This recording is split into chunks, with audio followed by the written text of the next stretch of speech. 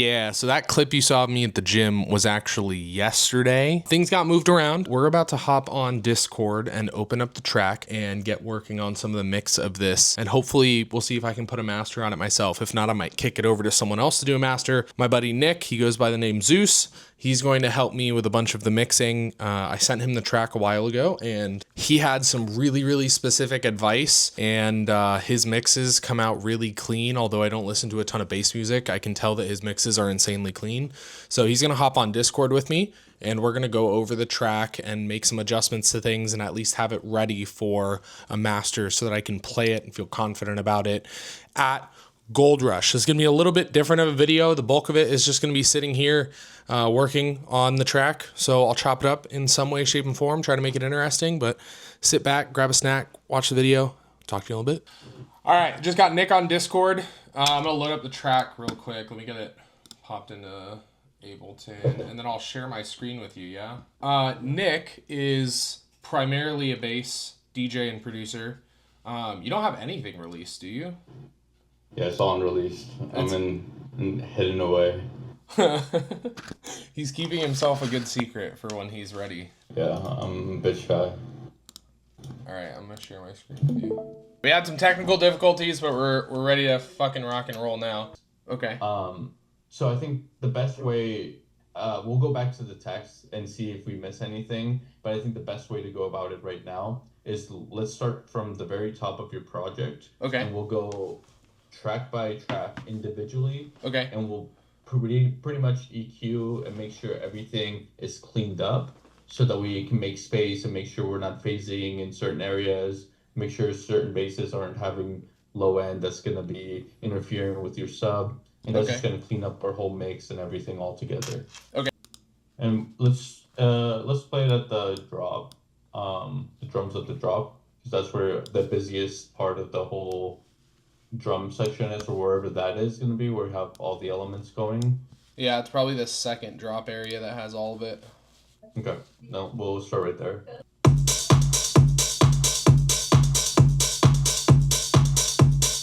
So I think it needs a bit of movement. Okay. I think it's good. The hi-hats at least need a bit of movement, and then we can probably level them out. Can you actually also pull up a span? Sorry. I don't think I have span. I like your millimeters, but I don't think I ever got span installed properly. Like, it doesn't fucking... Oh, shit, yeah, it works. Hell yeah. There you go. Let's go. Yeah. I didn't think it would work. Perfect. You got it on the whole group? Or you can just put it on the master. Just put it on the master chain? Main. On the main chain? Here? You can see that the hi-hats are a bit harsh, which is...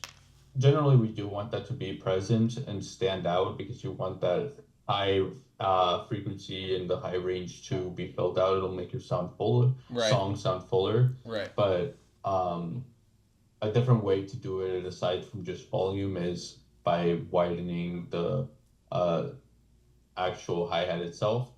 Oh. And let me check out that shape you got on there. Yeah.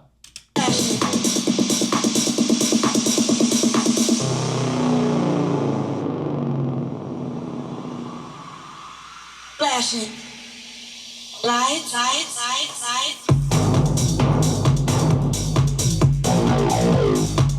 Okay, you have the kick layer, which is fine. You can keep it on kick layer since you have your kick going the whole time, but you can also just change it now to your kick/clap group, because that's what you want side chaining the whole time, which is your kicking clap or snare, unless you don't want that and you only want it to be side chaining to your kick. Like the input on your bottom left, you have those breaks, and I love space and silence and complete just like emptiness with maybe a little bit of like reverb from the previous bass and just like lingering on.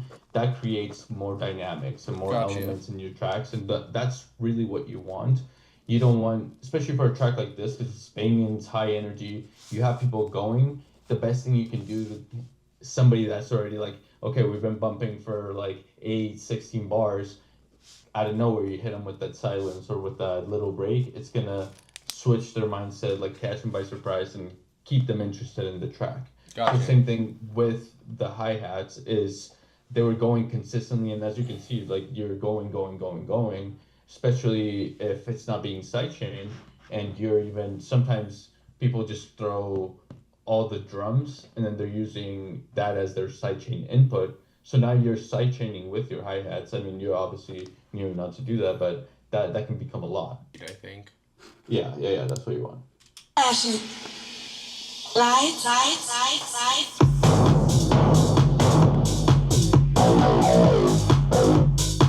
Yeah, so this. So Yeah. right there when you start seeing the waveforms, because basically those both the top and the bottom, that's your limit. And Right. That's essentially what a limiter or compressor is doing, is like cutting off anything above or below those thresholds. When whatever's going on there, as you can see, is filling out the frequency range, which is great, but it's overpowering the whole song. Low update. It is 9:20 p.m. Nick got off about an hour ago. I'm messing around with some more of the lead sounds. We really just got through the drums mixing, but he gave me some pointers on things to pay attention to for the rest of it. So I'm messing with lead sounds right now. I messed with the vocal a little bit, but I think I'm getting close to the point where I'm going to feel comfortable having it probably sent over to my buddy Steven for a master. And then, next week or something, we're going to have a session and he's going to teach me how to do it on my own. But right now I'm feeling pretty darn good. Nick gave me some insanely great pointers. I'm looking at my notes while I'm talking about this, but side chaining my hats to add some movement, the use of a shorter or longer kick and like what areas I can do that with and how that'll change the feeling of the song at different points.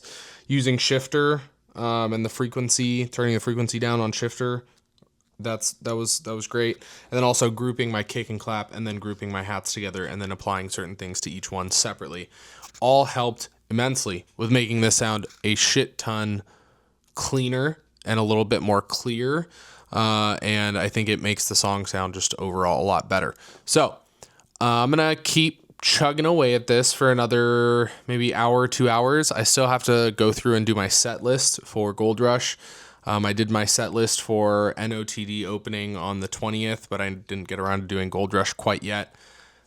I feel like the Gold Rush one is going to be easier for me because it's like what I want to be playing. I'm not thinking about what time my set is or anything like that. It's at a festival, so I'm playing my set, and that should be a lot easier to put together. It should be a lot quicker. So, yeah, I'm going to keep chugging away. All right, it is now Thursday. It's September 11th. It is 9/11, Memorial 9/11. Yesterday was a crazy day. The world is a crazy place right now, but with respect to what's going on in my life and with music, we are getting ready for Gold Rush today. I'm putting my set together right now. I have Record Box to open right in front of me, and I've picked about 30 songs for my main set list and maybe another 10 or 12 reserve songs.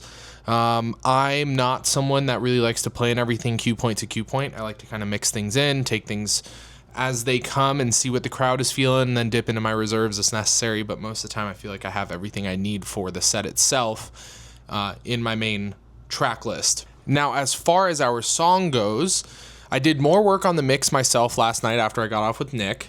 Nick helped me with all of the drum sections, then he had to go, so I really worked on a lot of the lead sounds and stuff like that myself and getting them mixed in.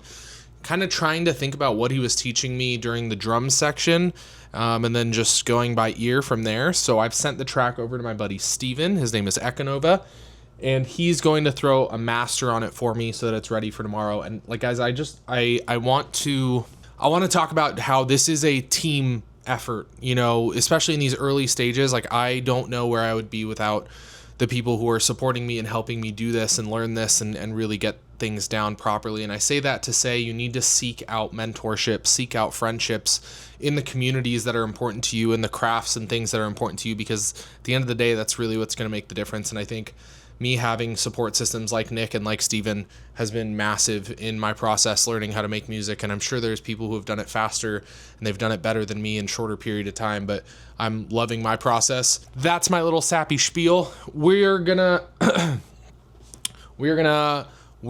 hop in the shower, finish up making this set list, and then I have a date night tonight, so I'm gonna go do that and not really stress myself out about practicing too much for Friday, for tomorrow. And yeah, I mean, normally I would be uploading this video today, but we're just gonna run it through the weekend. Say hi, Nick. Why do you look cute? What's in your hair? It's my little turtle. I'm currently working. Set is in like an hour, right? When was that? Oh, yay! Currently working. Set is in about an hour. I'm tired as shit because I've been walking back and forth from table check-in to the table deck.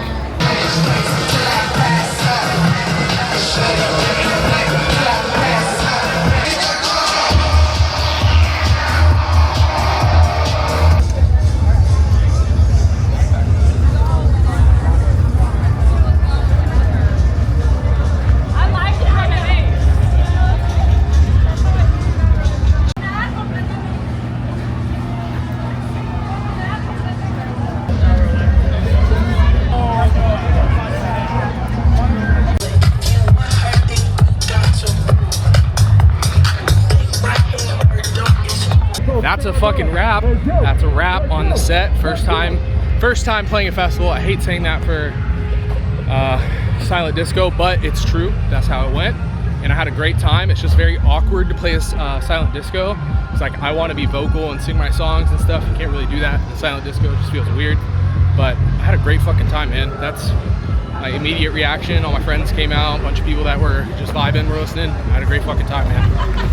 Man, oh man, what a weekend. It's actually Tuesday today. Sunday I spent rest and recovery.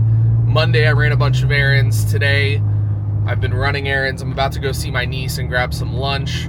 And it was a hell of a weekend. If you're from Arizona, you know how special it is to have Rawhide hosting Gold Rush again. It was really nostalgic. The event was great. The event site and the layout was awesome. Production was awesome. The lineup was awesome. You know, working that festival and playing it was a new experience for me. Even just working and then playing my set and then going back to work was really fun, as tiring as it was. And then, you know, Saturday it was just work, but we were absolutely slammed on the table deck. So it was just a great weekend all around. Playing the silent disco was a little more awkward than I had anticipated it being, but it is what it is. I guess it was just weird to play in front of a bunch of people where a portion of them were listening and dancing to different music. I played the track, I played the flashing lights at it, and it sounded crunchy, it kind of sounded awful. Idea-wise, it sounded great. There were people nodding their head, and it seemed like they liked the idea, but just the overall fit and finish of the song wasn't there, and it wasn't really ready, but we kind of pushed things through to make it happen, and we made it happen. That's the only way you learn. I'm glad I did it, because now I know what things I need to focus on, and it enabled me to reach back out to Nick and start paying him for some lessons, and he's never been paid for lessons before. So this is just an all-around win for all of us, I think.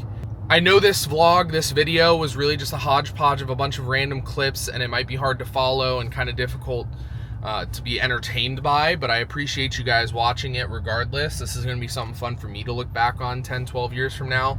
You know, hopefully when I'm playing main stage at some big festival or something in a decade, and I get to look back at this and say this is my first festival set per se ever. And yeah, I'm just at a loss for words. Still a little tired, still a little foggy. Yeah, just an inspiring weekend all around. I'm excited to see what the rest of the year has to hold, especially with Decadence coming up and a couple other smaller festivals that I'll probably be working. I'm hoping I get the opportunity to play at Decadence. That would be amazing. So I'll bring you guys along for that journey, of course. But, you know, for the time being, we're going to focus on making music. We're going to focus on practicing our sets. I play an opening set this weekend for Noted. And then we have a little secret boiler room kind of set that we're going to be live streaming in the middle of October. So stay tuned for all that stuff. I'll catch you guys soon. See you next week. Peace.